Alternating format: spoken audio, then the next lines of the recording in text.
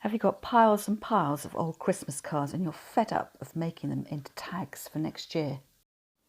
Instead of making tags, why don't you cut out a series of stars and glue them to a hoop, and that way you'll have a super stylish wreath to see you through the winter months. I'm Julie from Julie Davis Flower Workshops and Flower Start, the online flower arranging classes. I was all set to make gift tags with my Christmas cards this year, and when I was packing away my Christmas bits and bobs, I thought I do not need to make any more. So I've decided to repurpose my cards and to create an indoor wreath. I've chosen cards that don't look too Christmassy, more in hues of pale blues and whites and greys. I'm going to use my craft hole punch to punch out my star shapes.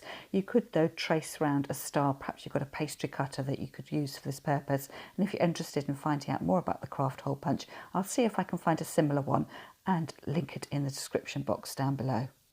As you pick up each of your cards, you just need to have a look at them and see what it is you would like to feature in your star, avoiding any writing that might show up and look out of place.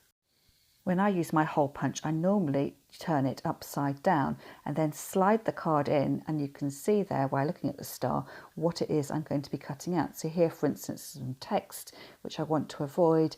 I don't want to cut off the head of the little fox there. So what I'll do is cut off a strip of the card, which just means I can get my hole punch higher up the card so I can really cut out exactly what I want.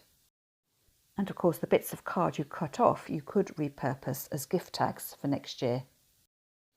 And then press down firmly on your hole punch and then you've got your first star.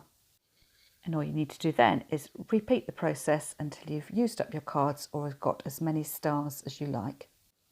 You might want to place your stars evenly around your hoop, or just have them on one section at the bottom, or layer them up so you've got a really thick covering of them. It's entirely up to you.